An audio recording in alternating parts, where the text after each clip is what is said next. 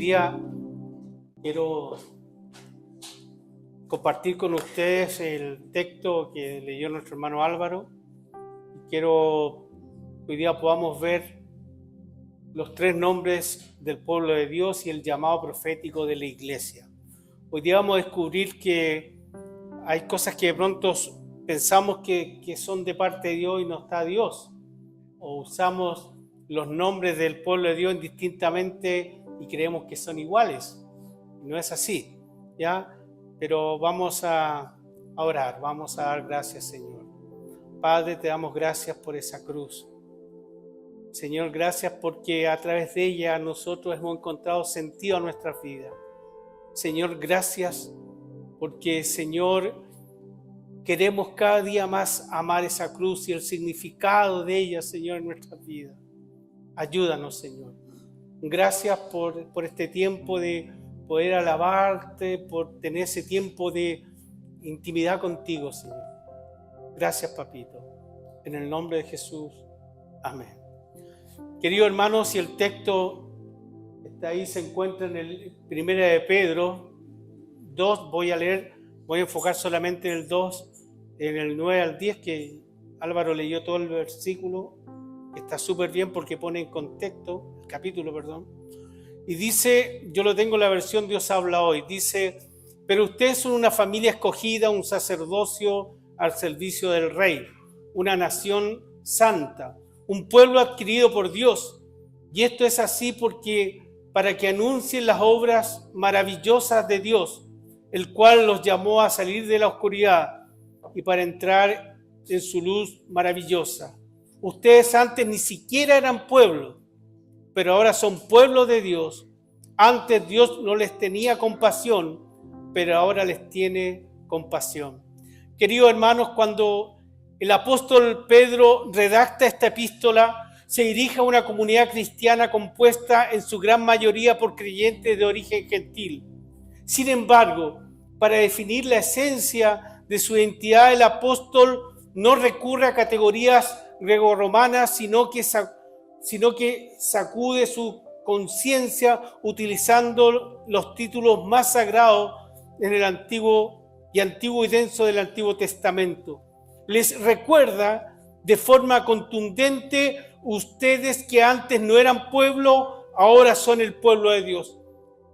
A veces pensamos que esto se dirige solamente a la iglesia, pero se lo está diciendo al pueblo judío. Ustedes muchas veces se jactan de que son el pueblo de Dios, pero recuerden que antes no eran pueblo de Dios. ¿Ya? En el pensamiento semítico y bíblico, el nombre no es un mero accidente lingüístico o una etiqueta sonora. En una profecía, la manifestación del carácter y la revelación del destino de una persona o comunidad. El teólogo suizo Karl Barth afirmaba con lucidez: la iglesia no existe para sí misma, sino para testificar la verdad del reino que desborda toda la estructura humana. Para entender esa verdad debemos mirarnos en el espejo de la historia e identificar la raíz espiritual que hemos sido injertados en esta realidad. A lo largo de la historia de la Escritura, el pueblo originario del pacto lleva tres nombres conceptuales. El primero, hebreo; el segundo, Israel; y el tercero, judío. Y pareciera que siempre estamos hablando que es el pueblo de Dios. Sí, pero está manifestado en diferentes etapas de la historia y donde la iglesia también tiene que tomar y pasar por estos procesos como lo pasó el pueblo judío. ¿Ya? Es interesante que aunque la cultura contemporánea las utiliza erróneamente como sinónimos plano, cada una de ellas evoca una etapa histórica particular, una experiencia existencial y una verdad teológica profunda. Estos tres nombres constituyen los tres marcas de la identidad también que la iglesia de Cristo está llamada a encarnar en el tejido de un mundo quebrado, un mundo roto, ¿ya? Y por eso que hoy día quiero hablar y podamos comprender estos tres nombres desde la perspectiva también de lo que es la iglesia de Cristo. Y lo primero, queridos hermanos, que la dimensión hebrea también se podría conocer como, si hacemos la comparación con la iglesia peregrina. Es interesante, queridos hermanos, porque en Génesis 14:3 dice, y vino uno de los que escaparon y lo anunciaron a Abraham el hebreo, que habitaba en el encinar de Monré el amorreo. El término hebreo o INRI ya irrumpe por primera vez en el texto sagrado para describir al patriarca Abraham. Este es el primer texto donde se le llama el hebreo. El hebreo, el término usado como el hebreo, ya para describir al patriarca. Perdón, me equivoqué. ¿También ahí se equivocó? Ya, bueno. Proviene de la raíz que significa el que viene del otro lado o el que cruza el río. Eso significa la palabra hebreo. El que viene del otro lado o el que cruza el río. Este nombre definió al pueblo en su etapa de vulnerabilidad radical, cuando carecía de tierra, cuando era nómada, extranjero y peregrino. Fíjense que el ser hebreo implicaba una fe en movimiento, que no dependía de fronteras geográficas o templos de piedra, sino del susurro de una promesa divina. Para abrazar el diseño de Dios, Abraham tuvo que cruzar el Éufrates para romper las cadenas de la opresión. La descendencia de Jacob debía cruzar el Mar Rojo teológicamente. El hebreo es aquel que ejecuta una ruptura radical que los imperios de este mundo, contra los imperios de este mundo, sea Ur de los caldeos o Egipto faraónico, Dios siempre irrumpe en las personas para que tomen una decisión. En Génesis, cuando hablamos ¿se acuerdan de la salida de Abraham? Dice que Abraham salió de Ur. Usa un término hebreo que significa lech lejá, que le dice vete. ¿Se acuerda de tu tierra y tu parentela? Pero el término lech lejá significa vete de ti mismo. O sea, saca lo que hay que sacar en tu vida. No se olviden, querido hermano, que los hebreos no poseían nada. La iglesia peregrina es una iglesia que no tiene apego a las cosas materiales. Es una iglesia que vive el día a día tratando de agradar a su Señor. Y queridos hermanos, permítanme aclarar ciertos puntos. No estoy diciendo con esto que uno no deba desear ciertas cosas o tener ciertas cosas en la vida. Cuando un hermano es prosperado, me alegro, querido hermano. Me alegro porque veo la fidelidad del Señor, pero esas cosas no son las que te mueven. Esas cosas no deben dominar tu vida. La iglesia peregrina es una iglesia que no tiene apego. Es una iglesia, queridos hermanos, que se tiene que salir de sí misma. La implicancia para la iglesia actual, el célebre teólogo luterano Gerhard von Rath, en su monumental Teología del Antiguo Testamento, señala que el núcleo de la fe de este pueblo se encuentra en su confesión histórica como peregrinos sin tierra. Al analizar el decreto de Deuteronomios 26:5, un arameo errante fue mi padre. Von Rath afirma y dice: la fe de Israel no se fundó en la seguridad de un suelo patrio, sino en la memoria de su constante peregrinaje y en la experiencia de un Dios que camina con el extranjero. Ser hebreo es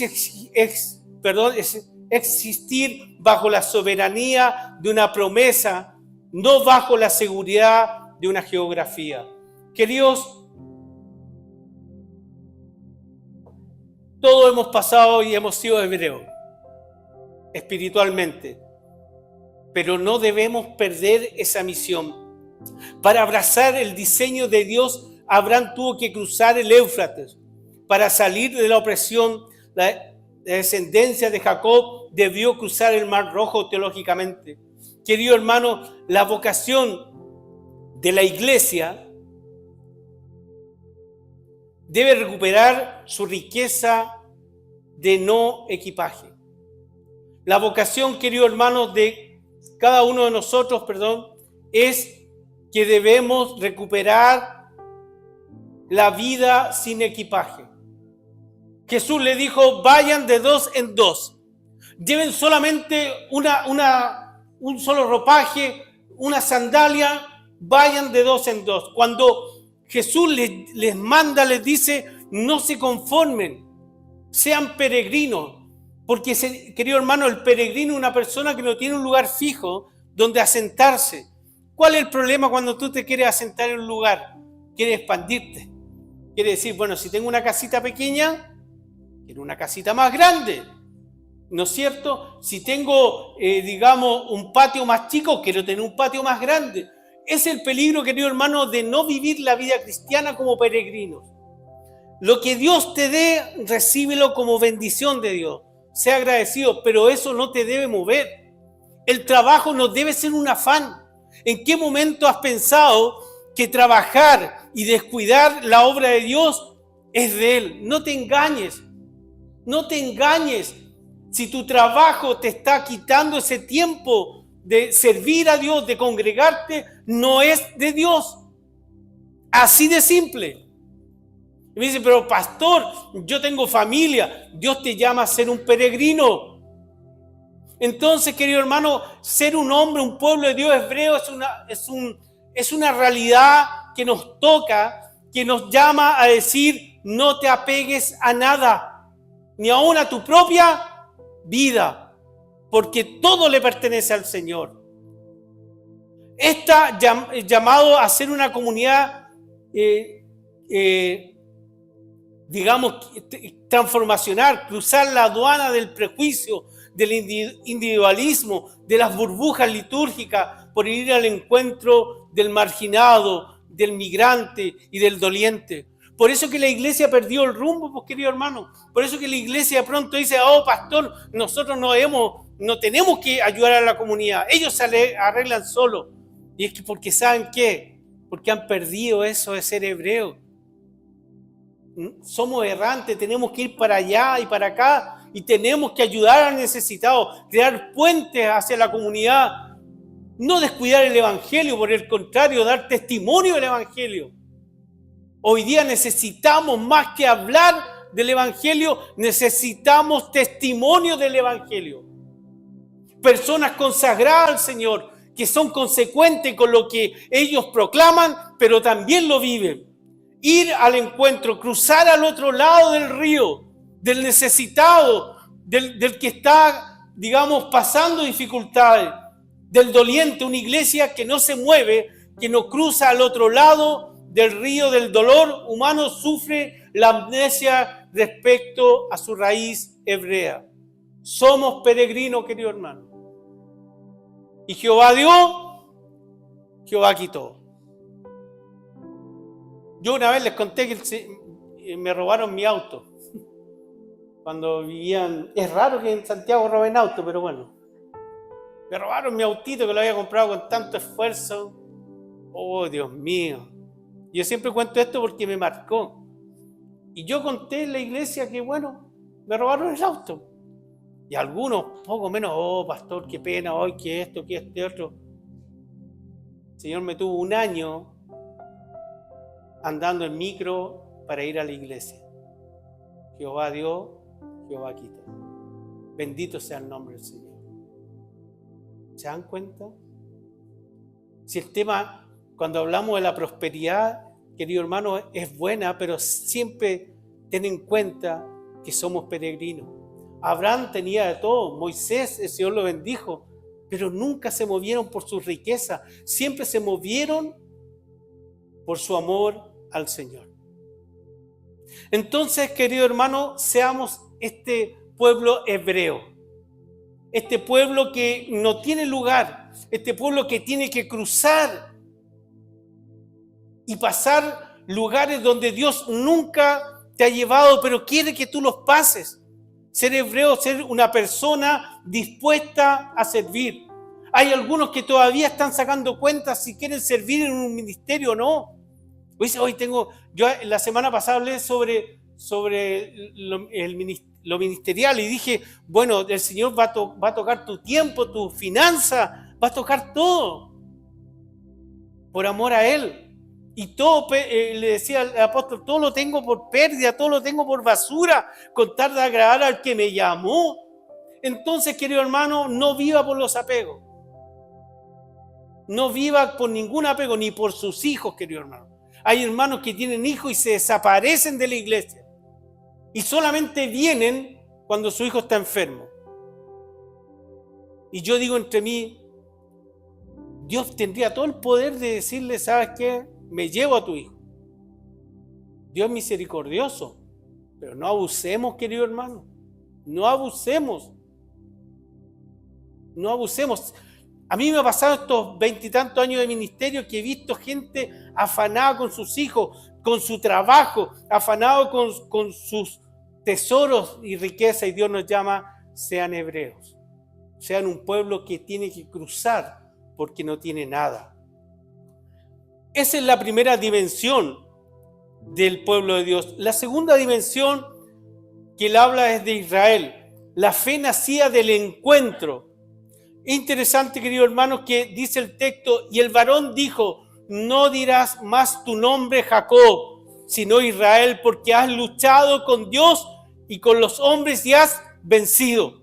El nombre Israel o Yisrael no es el resultado de un linaje biológico o una herencia pasiva, es un nombre ganado en la oscuridad de la batalla.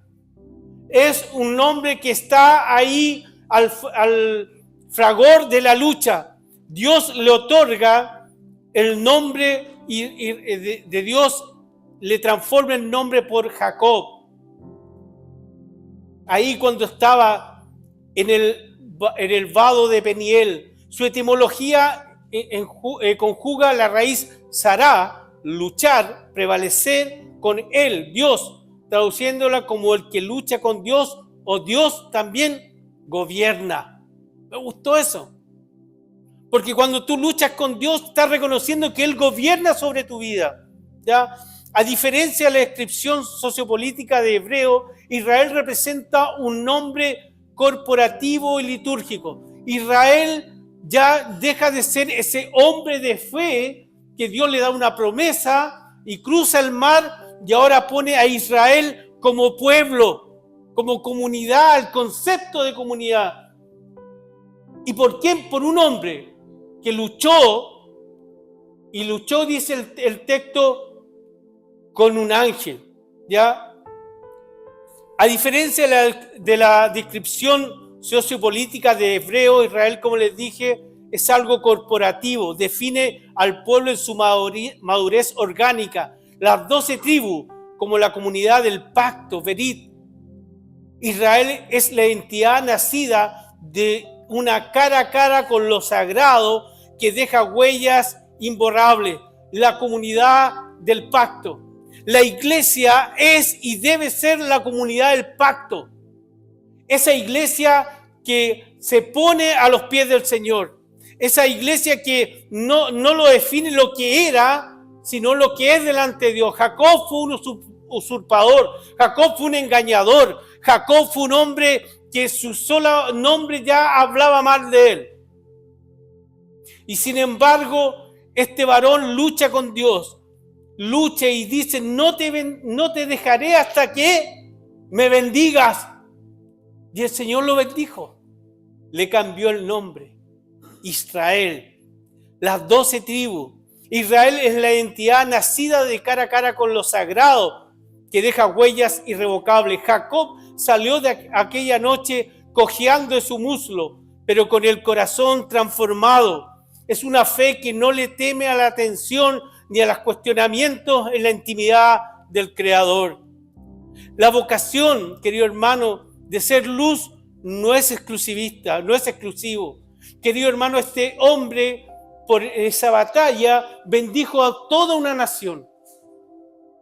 Por un solo hombre que estuvo dispuesto a luchar. Y Dios le cambió el nombre. Y le puso un nombre para una comunidad, para un pueblo.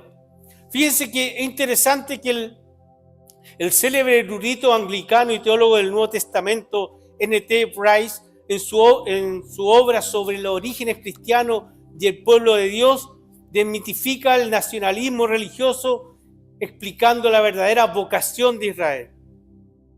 Y dice, Israel no fue elegido para ser el pueblo mimado de Dios, mientras el resto del mundo permanece en la oscuridad exterior. Israel fue elegido para ser la luz del mundo y la sal de la tierra. Fue elegido para que a través de él Dios bendijera a todas las naciones. Y ahora Jesús personifica y cumple esa misión de Israel, abriendo el camino para que la iglesia, injertada en este diseño, cumpla finalmente esa vocación en el mundo.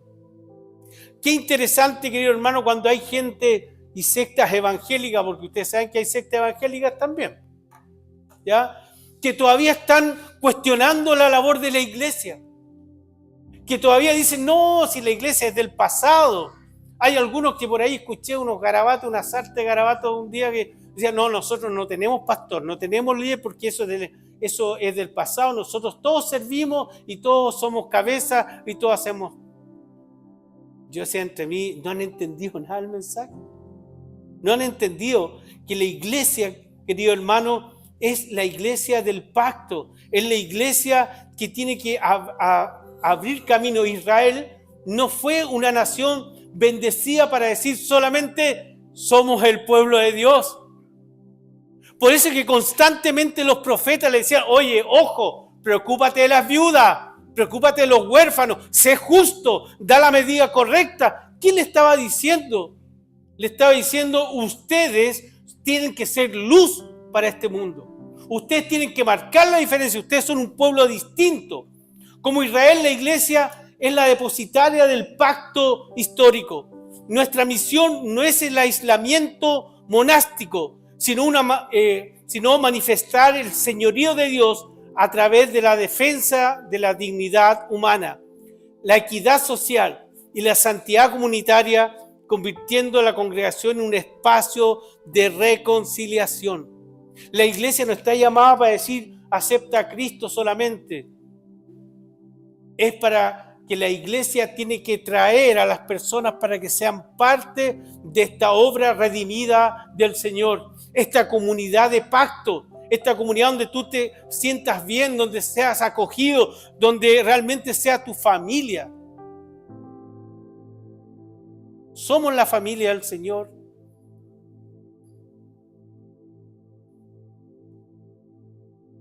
Gálatas 6:10, nueva traducción viviente, dice, por lo tanto, siempre que tengamos la oportunidad, hagamos el bien a todos, en especial a los de la familia de la fe. Usa el término familia. Mira qué interesante. La iglesia es la familia. Yo espero, querido hermano, que el único carrete que tenga este sábado sea venir a compartir con tus hermanos. Porque tú tienes que estar de donde tú eres. Tú eres el pueblo de Dios, tienes que estar en el pueblo de Dios. Y vamos a compartir cosas ricas acá. Yo voy a pasar por todas las mesas. Ese es un beneficio de ser pastor. Voy a probar todas las ricas cosas que traiga.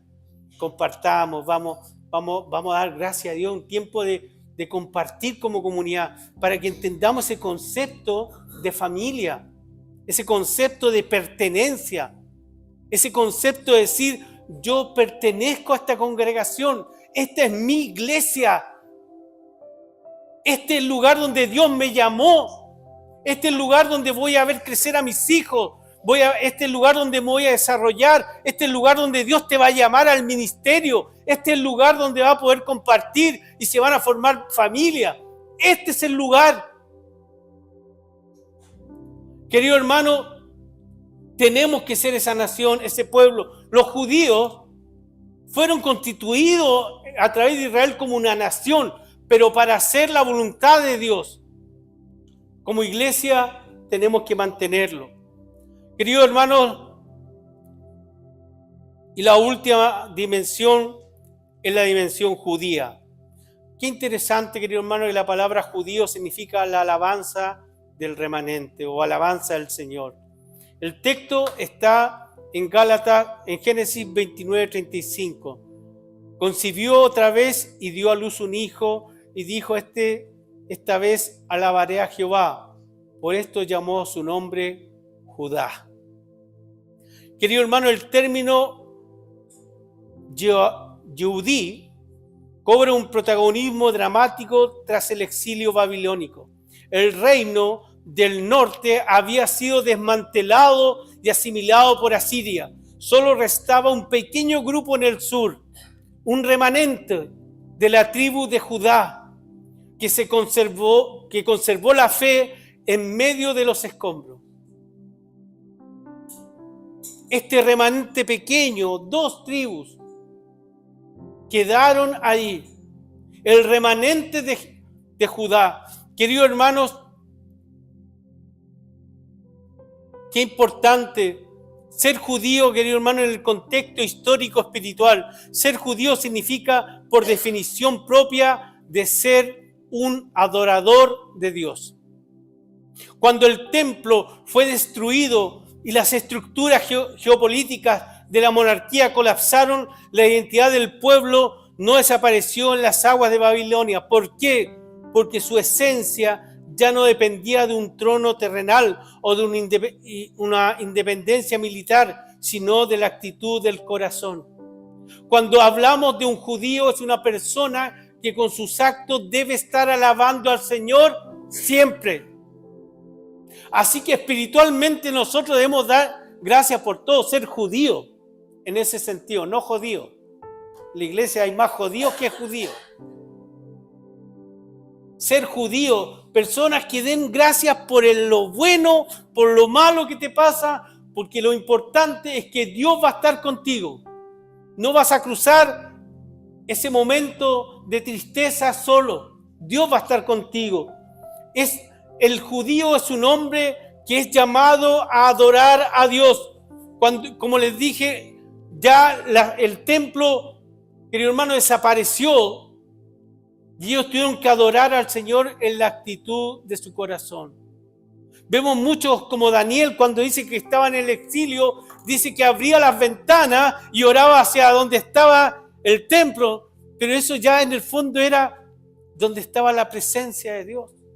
Y oraba al Señor. ¿Y por qué saben? El Señor quitó el templo porque solamente pensaban que el Señor se movía en el templo. Y Dios se mueve en todos lados y en nuestro corazón. Entonces, querido hermano, es la actitud del corazón, la fidelidad a la Torá, la gratitud en el desierto y la certeza de que Dios preserva siempre un pequeño grupo para mantener viva su luz ante las naciones. La implicancia para la iglesia actual, querido hermano. La esencia, el apóstol Pablo lo sistematiza con una maestría en Romanos 2:29. Sino que el judío, el que lo es en el interior y la circuncisión es la del corazón. La iglesia actual no se valía por sus estadísticas macroeconómicas, su megatemplo. Querido hermano, porque yo no tengo nada contra la iglesia grande, querido hermano.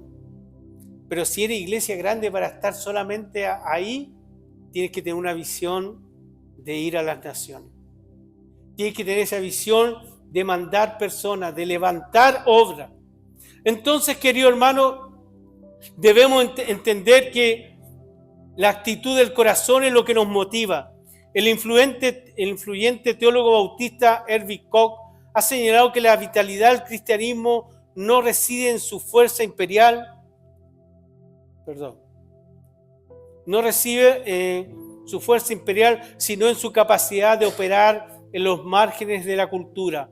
como minorías creativas y proféticas. La iglesia tiene un llamado profético, pero no ese llamado profético de decir, esto dice Dios. El llamado profético es hacer desde tu experiencia con Dios luz a las naciones y que la gente cuando necesite una orientación vaya a la iglesia y cumpla ese llamado profético de guiar, porque el profeta estaba para guiar al rey.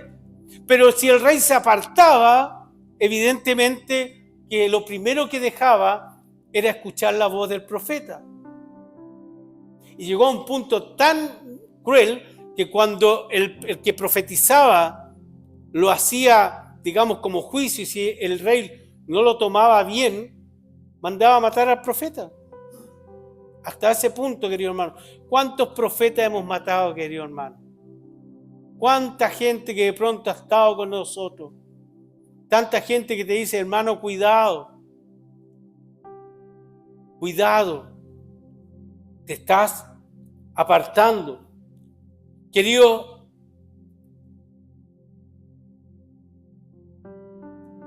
la resistencia del remanente. En una sociedad global crecientemente secularizada y fragmentada, la iglesia debe asumir su carácter profético de remanente fiel. Porque cuando tú no eres fiel, tu testimonio está por el suelo. Oh, si yo conocía a este hermano, claro, al principio andaba bien, pero después, ¿qué tomaba? ¿Qué el garabato? ¿Qué esto? Cuidado, hermano, cuidado con tu testimonio. La Biblia habla de un remanente fiel a Dios. Y esto va para todos, pastores que se han apartado de la verdad, gente que de pronto lo que dice no lo viven. Yo en eso, queridos hermanos, no me pierdo. Sé la realidad en la cual me muevo y reconozco que en mi vida cristiana y como pastor he visto muy buenos pastores y otros que yo digo, por qué pena la gente que va a su iglesia.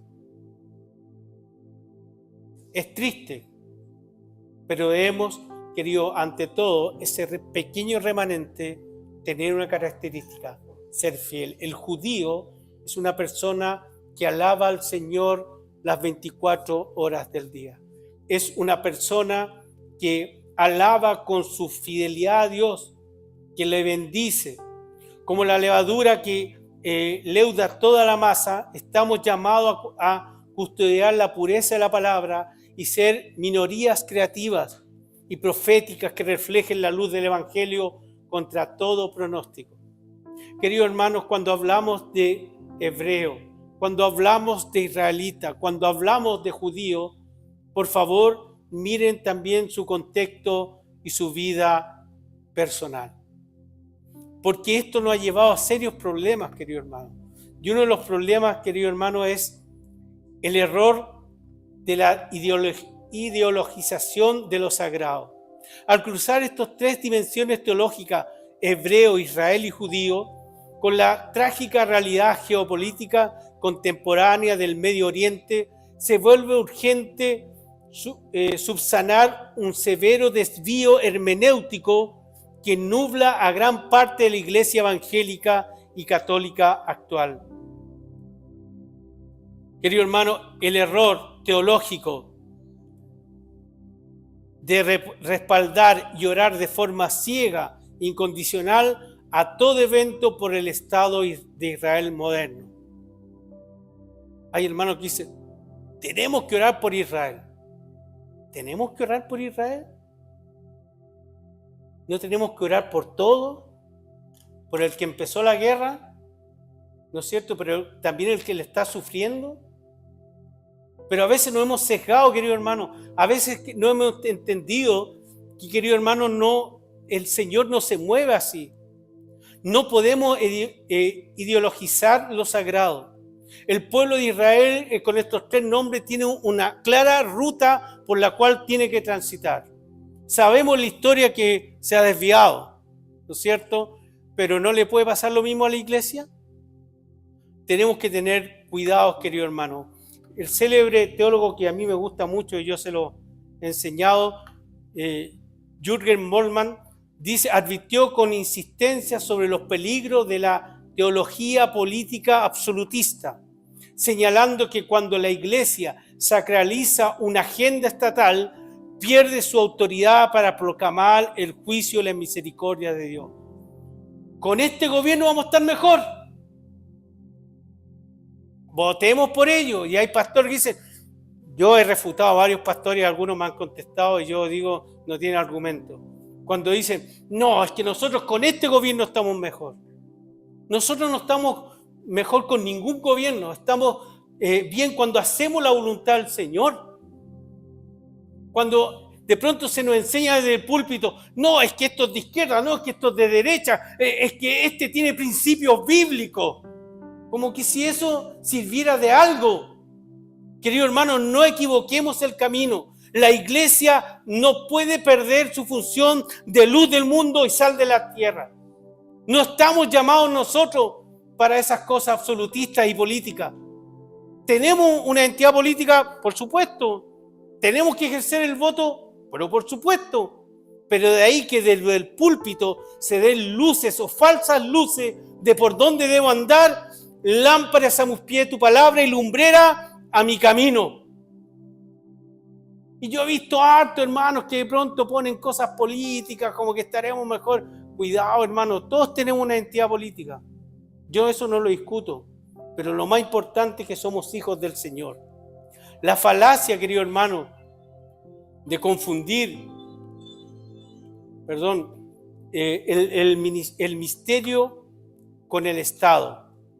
El primer gran imperativo de la madurez teológica consiste en separar los pactos eternos de Dios de la agenda militar y partidista de los hombres. Cuando la Escritura nos habla de Israel, no introduce un ministerio soteriológico, doctrina de la salvación, un pueblo de promesa y vocación ética. Cuando los noticieros actuales hablan de Israel, se están refiriendo a un estado de nación. No es el mismo pueblo del pacto. ¿Me entienden? Es un estado de nación moderna, secular, con una constitución política humana, un ejercicio regular y decisiones gubernamentales sujetas a dinámicas del poder terrenal. Querido hermano, yo la verdad es que yo no estoy por ni uno ni por otro, yo estoy por la paz. La Biblia nos llama a que debemos orar por la paz de las personas. Pero decir que como iglesia evangélica tenemos que estar por cual o tal es un error teológico. Porque, querido hermano, el pueblo de Israel no es el mismo pueblo de Israel de hoy. Es una nación estructurada y yo no tengo por qué orar por ellos si empiezan una guerra o si dan una guerra. Yo tengo que orar por la paz de Israel. Tengo que orar por la paz de los palestinos. Tengo que orar por Ucrania, por Rusia. ¿Me entienden? Queridos hermanos, la oración incondicional como doctrina.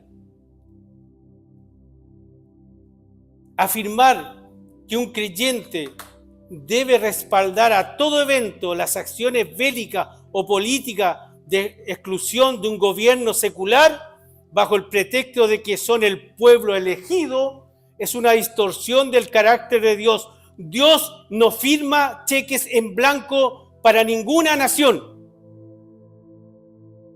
porque este pueblo sí era escogido, pero cuando vino el Cristo, el Hijo de Dios, no fueron capaces de discernir que estaban frente al Mesías.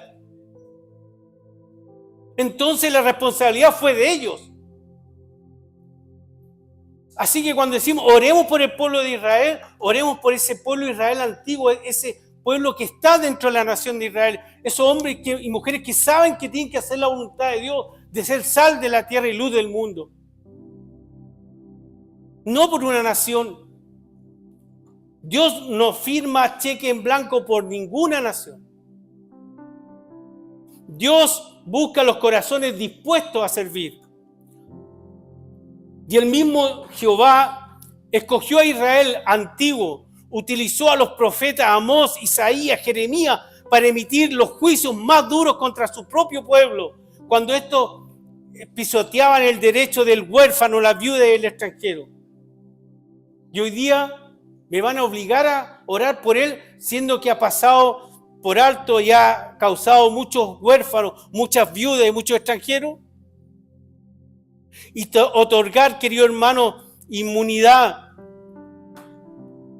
moral o infalibilidad teológica a una estructura geopolítica no es fe, es idolatría ideológica. Es idolatría ideológica. Así es, señor hermano, una oración cristiana que pida la victoria de las armas de un bando mientras cierra los ojos ante el sufrimiento, el bombardeo y la deshumanización del prójimo, sea palestino, libanés o de cualquier otra procedencia, contradice el sermón del monte y el carácter de Dios, que es amor.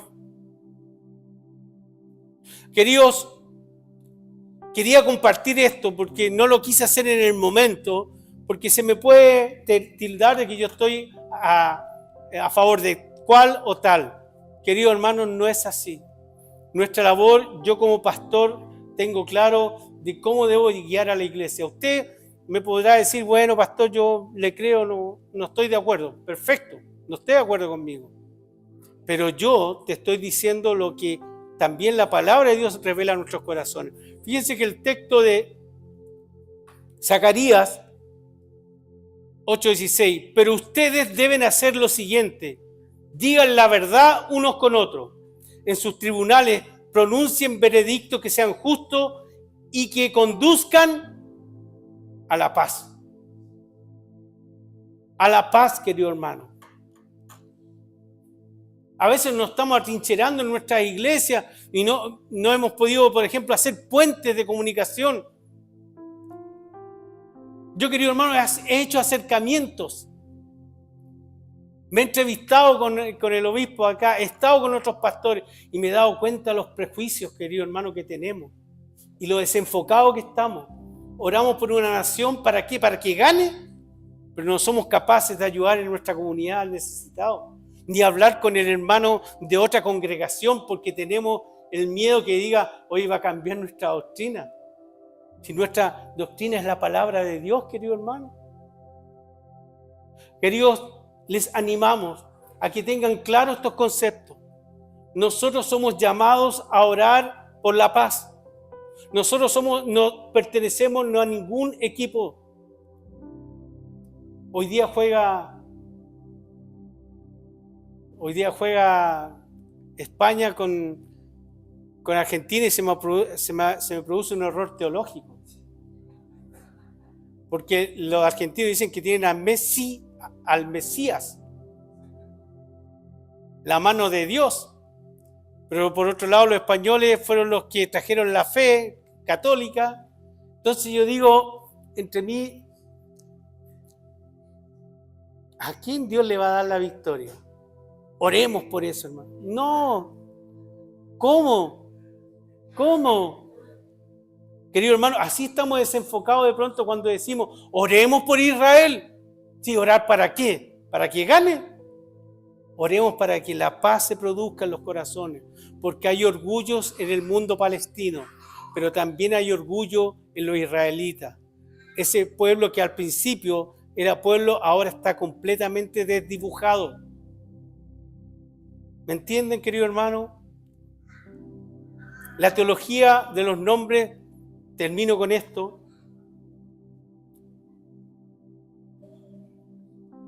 La teología de los nombres demuestra que nuestra fe es una experiencia dinámica. Comenzó cruzando las fronteras en hebreo, maduró en la agonía de la alta oración y la justicia en Israel y se sostiene en la alabanza inquebrantable del remanente judío. Por lo tanto, ante el dolor ensordecedor del Medio Oriente, la Iglesia de Jesucristo no puede rebajarse a actuar como un hincha de fútbol o un hincha partidista que toma bandos en una guerra de trinchera como si asistiera a un evento deportivo. El apóstol Pablo derriba toda pretensión nacionalista en Efesios 2:14 cuando declara: en nuestra paz que de ambos pueblos hizo uno, derribando la pared intermedia de la separación. Es nuestra paz que de ambos pueblos hizo uno, derribando la pared intermedia de la separación. Nuestra intercesión y nuestra oración teológica actual debe ser estrictamente redentora y encarnada. Clamar por la paz, el arrepentimiento y el conocimiento del Mesías en el pueblo de Israel. Denunciar la opresión y exigir justicia, consuelo y auxilio humanitario para el pueblo palestino, reconociendo que cada uno de ellos es imago Dei, la imagen de Dios. Sostener y visibilizar una urgencia pastoral a la iglesia perseguida, sufriente en la zona del conflicto, a los cristianos palestinos y a los cristianos judíos, desafiando las bombas, los muros de hormigón y los discursos de odio que se sientan a la misma mesa, parten el mismo pan y confiesan al mismo Señor. Ellos son el verdadero anticipo del reino de Dios en la tierra. Seamos la iglesia hebrea, seamos la iglesia israelita, seamos la iglesia judía. Levantar una alabanza para esperar el día en que la espada se convierta en arado y la fidelidad de Dios eterno triunfe sobre la violencia humana. Querido iglesia, te animamos, nunca pierdas tu concepto hebreo, no te apegas a las cosas materiales.